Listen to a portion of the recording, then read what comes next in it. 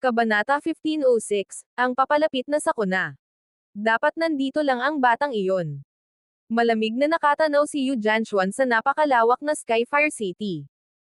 Sa kanyang mga mata ay nagliliyab ang matinding pagnanais na mahuli ang lalaking matagal na nilang hinahanap. Masyado siyang mabilis. Nakalampas pa rin siya sa ating mga kamay. Sa paligid niya ay nakatayo ang ilan sa pinakamakapangyarihang eksperto sa buong domain. Isa sa kanila ay si Hierarch Skycloud, ang Academy Master ng Xuanyun Academy, na minsang napahiya dahil sa binatang ngayon ay pinaghahanap ng lahat. Talagang walang hiya ang Xuanyun Academy, mapanuyang sabi ni Demoness Yun Tao. Noong unay bahagi lamang kayo ng Xuanyi Academy. Ngayon, pati ang mga naiwan ni Li Zuan ay gusto ninyong angkinan. Malamig na ngumiti si Hierarch Skycloud. Ang mga iniwan ni Li Zuan ay nararapat lamang mapunta sa amin. Kami ang tunay na tagapagmana ng kanyang pamana. Kasabay ng kanyang mga salita, unti-unting kumalat ang nakakatakot na presyon ng kanyang kapangyarihan. Ngunit agad iyong pinutol ng hari ng itim na pagong. Hindi ito ang tamang oras para magtalo. Ang mas mahalaga ay kung paano natin mahahanap ang batang iyon. Napatahimik ang lahat. Napakalawak ng Skyfire City. Isang lungsod na puno ng hindi mabilang na paksayon, eksperto, at lihim na puwersa. Kung magtatago roon ang isang tao, para kang naghahanap ng isang patak ng tubig sa gitna ng karagatan. Sa sandaling iyon, isang malamig at nakakatindig balahibong boses ang lumabas mula sa kadiliman. Kung ganoon, patayin natin ang buong lungsod. Biglang bumigat ang hangin. Lahat ay napalingon. Ito ang Academy Master ng Tianmie Academy. Sa likod niya, ang sinaunang karwaheng pandigma ay dahan-daang umuugong. Ang nakakatakot na anyo ng isang halimaw ay tila gumigising mula sa kailaliman ng impyerno habang walang tigil na naglalabas ng mabangis na intensyong pumatay. Patayin ang buong lungsod. Napakunot noo maging ang hari ng itim na pagong. Hindi biro ang Skyfire City. Kapag winasak nila ito, para nilang hinamon ang napakaraming makapangyarihang puwersa sa buong rehiyon. At higit sa lahat, kapag kumalat ang balita tungkol sa Archie and Greenwood Primordial Energy, tiyak na daragsa ang mas maraming halimaw na eksperto. Sa oras na iyon, mawawala sa kanila ang kalamangan. Maghihintay tayo. Matalim ang tinig ni Yu Jianchuan. Hindi ako naniniwalang habang buhay siyang magtatago. Walang tumutol. Dahil para sa isang kayamanang tulad ng Archie and Greenwood Primordial Energy. Kahit isang taon pa silang maghintay, handa silang gawin iyon. Lumipas ang mga araw. 2 araw. 10 araw. Kalahating buwan. Unti-unting may napansing kakaiba ang buong Skyfire City. Sa kalangitan, nagsimulang lumitaw ang mga hibla ng liwanag na tila mga espada. Sa bawat araw na lumilipas, lalong lumalakas ang presyong bumabalot sa lungsod. Parang may isang sinaunang nilalang na unti-unting nagigising.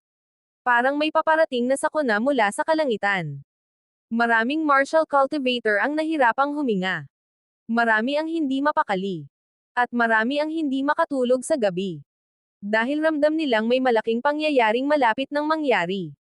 Hanggang sa wakas, dumating ang araw na iyon. Rumble. Isang nakakabinging pagsabog ang umalangaw-ngaw sa buong kalangitan. Nayanig ang lupa. Nanginig ang mga gusali. At sabay-sabay na napatingin sa itaas ang lahat ng tao sa Skyfire City. Ngunit nang makita nila ang nasa himpapawid, nanlaki ang kanilang mga mata sa takot. Ano ang bagay na nagdulot ng ganoong kalaking kaguluhan? May kaugnayan ba ito sa misteryosong pagkawala ng binatang matagal nang hinahanap ng mga eksperto? O may mas nakakatakot pang nilalang na nagising mula sa kailaliman ng sinaunang panahon? Ano ang tunay na bumagsak mula sa kalangitan? Bakit tila nagbago ang aura ng buong Skyfire City?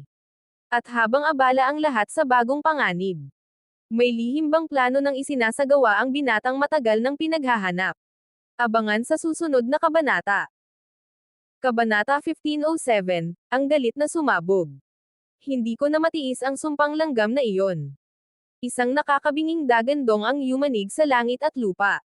Parang 10,000 kulog ang sabay-sabay na sumabog sa himpapawid. Sa buong Skyfire City, milyon-milyong nilalang ang napanginig sa takot. Isa-isang tumangala ang lahat sa kalangitan, habang ang kanilang mga puso ay nilalamon ng matinding pangamba. Sa himpapawid, umuugong ang sinaunang karwaheng pandigma. Nakakabinging lamig at nakapangangilabot na intensyong pumatay ang bomb alot sa buong lungsod. Ang naglabas nito ay walang iba kundi ang Academy Master ng Tianmie Academy. Hindi na ako maghihintay pa. Wasakin ang lungsod. Boom! Kasabay ng kanyang utos, isang dambuhalang kamay ang bumaba mula sa kalangitan. Parang isang banal na bundok na kayang durugan ang lahat ng nasa ilalim nito. Diretso itong bumagsak patungo sa Skyfire City. Kasabay nito, umungol ang hari ng itim na pagong. Roar! Ang higanteng itim na pagong ay nagbuga ng napakalaking haligi ng tubig. Mistulang dragon ng karagatan ang anyo nito. Saan man ito dumaan, nabibitak maging ang espasyo mismo. Ngunit sa sandaling malapit ng tuluyang durugan ang lungsod. Huminto kayo. Isang galit na sigaw ang umalangaw-ngaw. Kasunod nito, sumiklab ang walang katapusang apoy. Ang apoy ay nagtipon-tipon at naging isang naglalagablab na araw na hamarang sa nakamamatay na pag-atake. Boom! Nagbanggaan ang dalawang nakakatakot na puwersa. Sa isang iglap, kumalat ang mapaminsalang shockwave sa milyon-milyong metro. Nawasak ang mga gusali. Nabiyak ang lupa. Nagdilim ang kalangitan. At umagos ang dugo sa bawat direksyon. Sa gitna ng nagkakagulong enerhiya ay isang makapangyarihang eksperto mula sa Skyfire City na desperadong lumalaban upang protektahan ang lungsod. Ngunit, nasa spirit realm ka lamang. At nangangahas kang pigilan kami. Malamig na umungol si Yu Jianchuan. Agad niyang pinakawalan ang walang katapusang enerhiyang parang ilog ng mga banal na talam. Sa isang iglap, puff, napunit ang depensa ng eksperto. Tumalsik ang dugo sa himpapawid. At bumagsak siya ng walang magawa. Sa sandaling iyon, nagsimula ang tunay na bangungot. Wala nang pinili. Matanda, bata, lalaki, babae, maging mga inosenteng hayop. Lahat ay naging target ng walang awang pagpatay. Nagmistulang impyerno ang dating masiglang lungsod. Ang mga sigaw ng takot at paghihirap ay umalangaw-ngaw sa bawat sulok ng Skyfire City. Sa loob ng kanyang lihim na pinagtataguan, narinig ng binatang matagal nang hinahanap ang bawat sigaw. Ang bawat iyak. Ang bawat paghiyaw. At ang bawat buhay na nawawala. Biglang nagdilim ang kanyang mukha. Hindi niya akalaing aabot sa ganito ang mga taong iyon. Para lamang sa kanilang sariling kasakiman. Handa silang lipulin ang isang buong lungsod. Milyon-milyong inosenteng buhay. Sa wakas ay lubos niyang naunawaan ang isang malupit na katotohanan. Sa mundong ito, kapag sapat ang kapangyarihan mo, kaya mong baluktutin maging ang tama at mali. At kapag sapat ang kasakiman mo, maging ang buhay ng milyon-milyong tao ay walang halaga. Mga halimaw. Mahigpit niyang ikinuyom ang kanyang kamao. Nagliyab ang kanyang mga mata sa galit. Kasunod nito, roar. Isang nakakayanig na sigaw ang sumabog mula sa kanyang katawan. Parang isang banal na espada na matagal nang nakakulong. Sa wakas, lumabas siya. Naroon siya. Sa sandaling maramdaman ang kanyang aura, sabay-sabay na lumiwanag ang mga mata ng mga Academy Master. Parang mga gutom na lobo na nakakita ng kanilang biktima. Isa-isang humabol ang mga ito. Ngunit sa pagkakataong ito, wala nang bakas ng pag-aatubili sa kanyang mga mata. Tanging malamig na galit. At nakakatakot na intensyong pumatay. Dahan-dahan niyang itinaas ang kanyang ulo at tiningnan ang mga eksperto sa kalangitan. Pagkatapos ay malamig siyang ngumiti. Napakahusay. Talagang napakahusay ninyo. Para lamang sa inyong sariling pagnanasa, nagawa ninyong pumatay ng milyon-milyong inosenteng tao. Tila mahilig kayong pumatay. Huminto siya sandali. At sa sumunod na sandali, ang kanyang boses ay parang kulog na umalangaw-ngaw sa buong Skyfire City. Kung ganoon, makikipaglaro ako sa inyo hanggang sa huli. Sa sandaling iyon, kakaibang pagbabago ang lumitaw sa kanyang katawan. At nang maramdaman iyon ng mga Academy Master, biglang nagbago ang kanilang mga mukha. Ano ang kapangyarihang biglang gumising sa loob niya? Bakit tila maging ang kalangitan ay nagsimulang manginig? At ang galit na pinakawalan niya. Ito na kaya ang simula ng paghihiganti na magpapayanag sa buong domain. Anong nakatagong alas ang ilalabas niya laban sa napakaraming Academy Master? May paraan pa ba upang iligtas ang mga natitirang mamamayan ng Skyfire City? O magsisimula na ang isang digmaang magpapabago sa kapalaran ng buong mundo? Abangan sa susunod na kabanata. Kabanata 1508, ang lihim na hindi nila alam. Pagbabanta. Kabaliwan. Paghamak. Iyan ang naramdaman ng lahat nang marinig nila ang mga salitang iyon. Makikipaglaro ako sa inyo. Ang simpleng pangungusap na iyon ay parang sampal sa mukha ng mga pinakamakapangyarihang eksperto sa buong domain. Nagdilim ang kanilang mga mukha. Bawat isa sa kanila ay isang alchemy realm powerhouse. Mga nilalang na kayang yumanig sa kalangitan at lupa sa isang kumpas lamang. Ngunit ngayon, isang kabataang cultivator ang hayagang humahamon sa kanila. Dumating ka na rin sa wakas sa kamatayan mo. Boom!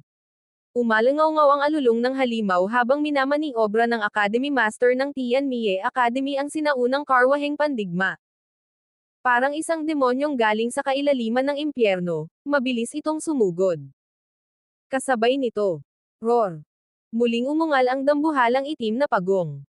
Mistulang sinaunang bundok na bumabagsak mula sa kalangitan habang nagngangalit itong sumalakay.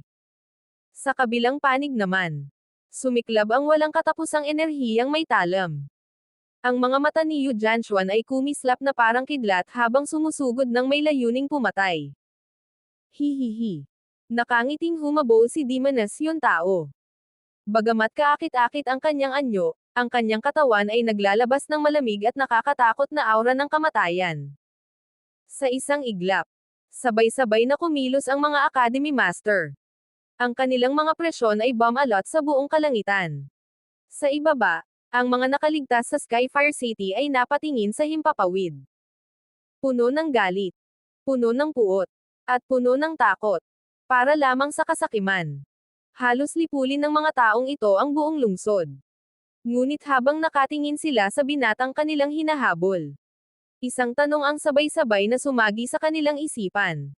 Sino ba talaga siya? Anong klaseng tao ang kayang pagkaisahan ng napakaraming Academy Master? Buzzz.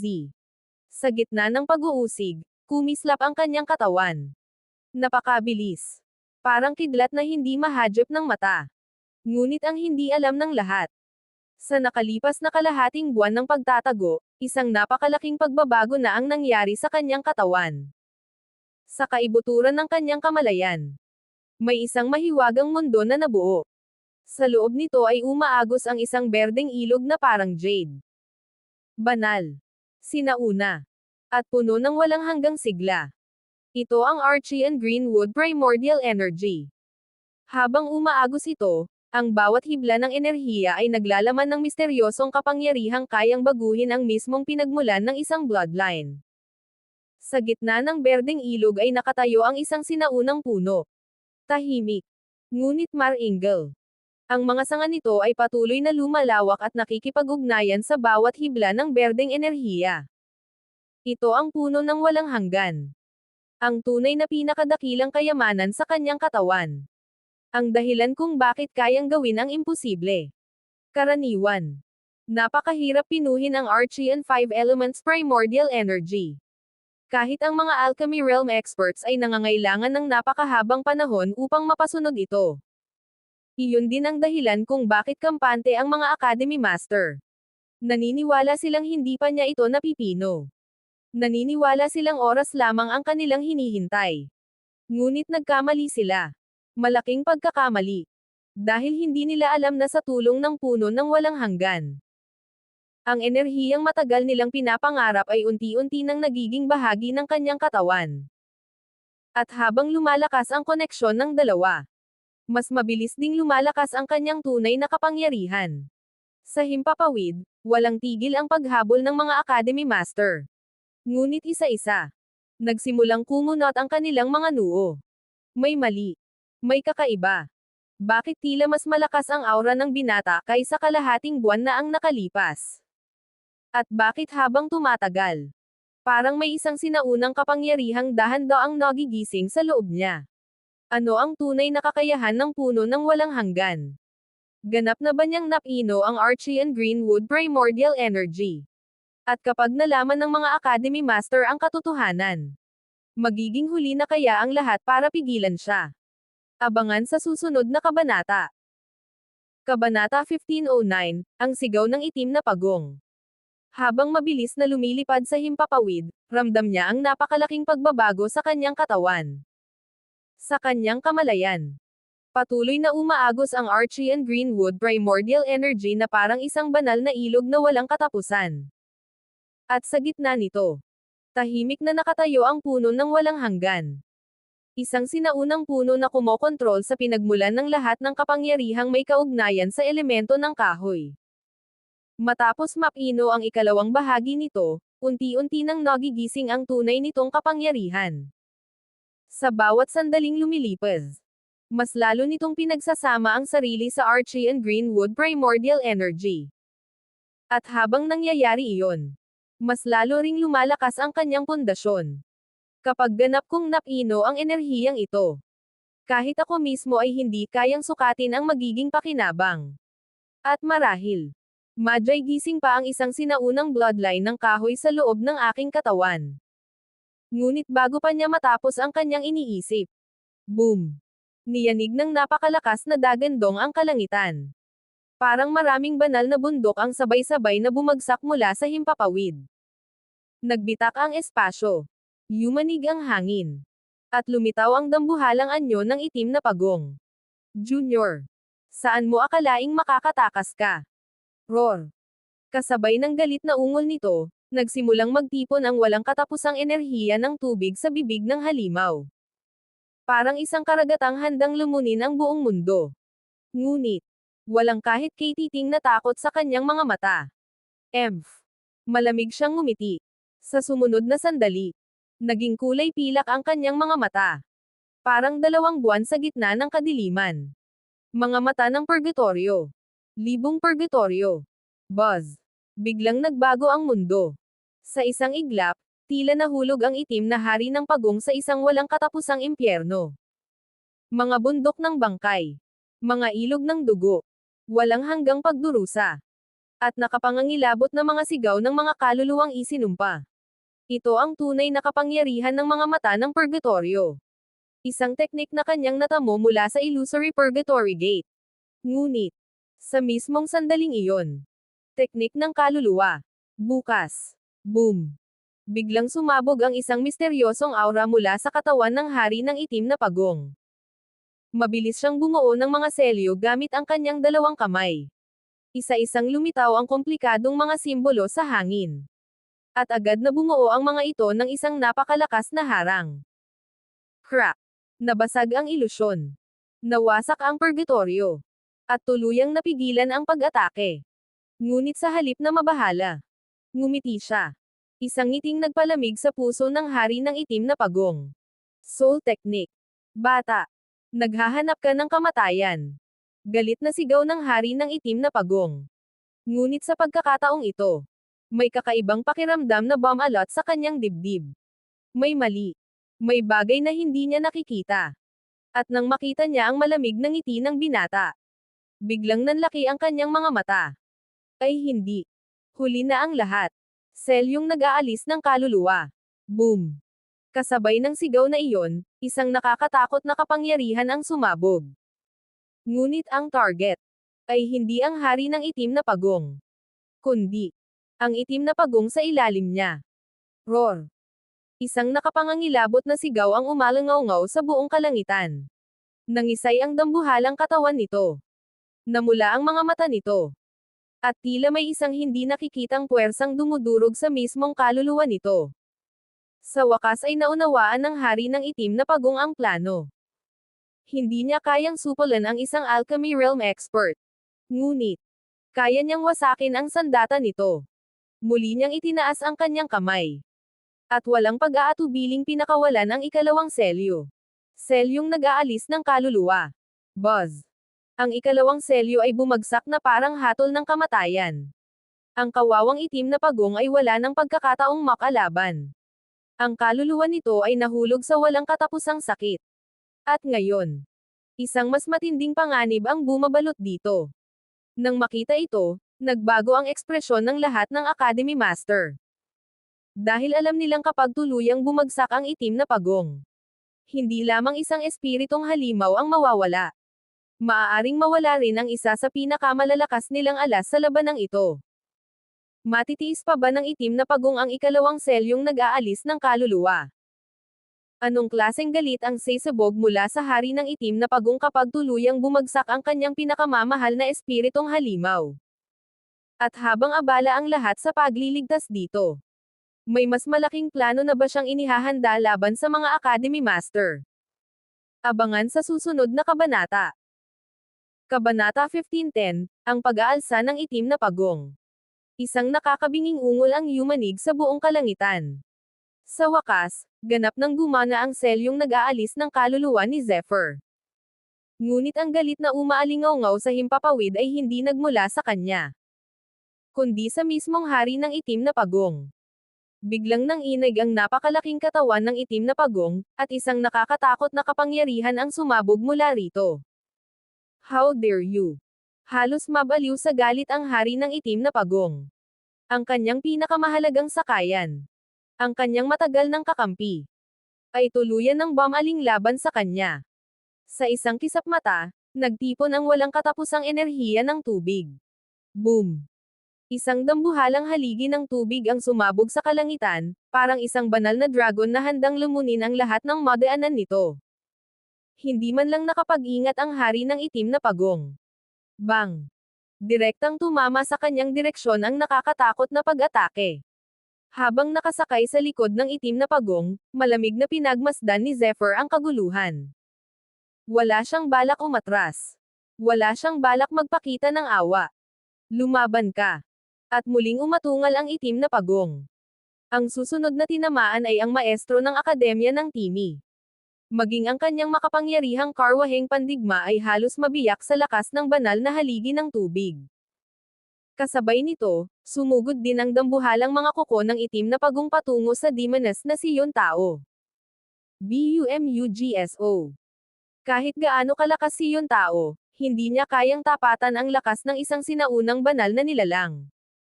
Napaatras siya habang nanginginig sa tindi ng puwersa. Galit na galit ang lahat. Ngunit mas lalong lumalala ang sitwasyon. Sunod-sunod ang mga pag-atake ng itim na pagong. Sunod-sunod din ang mga sigaw ng pagkabigla ng mga eksperto.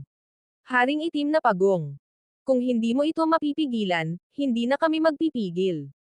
Ngunit huli na ang lahat. Dahil sa pagkakataong iyon, bahagyang ngumiti si Zephyr. Oras na. At sa kanya inilabas ang kanyang nakatagong alas.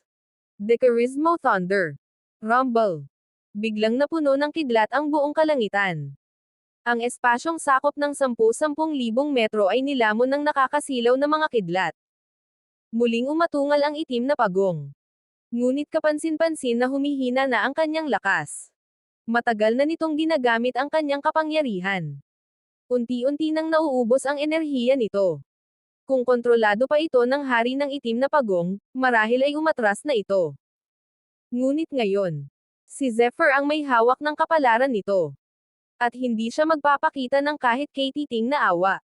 Ngunit habang papalapit ang sukdulang pagkapagod ng itim na pagong, may isa pang mas malaking panganib na unti-unting nagigising sa likod ng lahat ng ito. Ano ang mangyayari kapag tuluyan ng bumagsak ang itim na pagong? May nakatago pa bang alas ang hari ng itim na pagong? At sapat ba ang lakas ni Zephyr upang harapin ang susunod na unos? Abangan sa susunod na kabanata.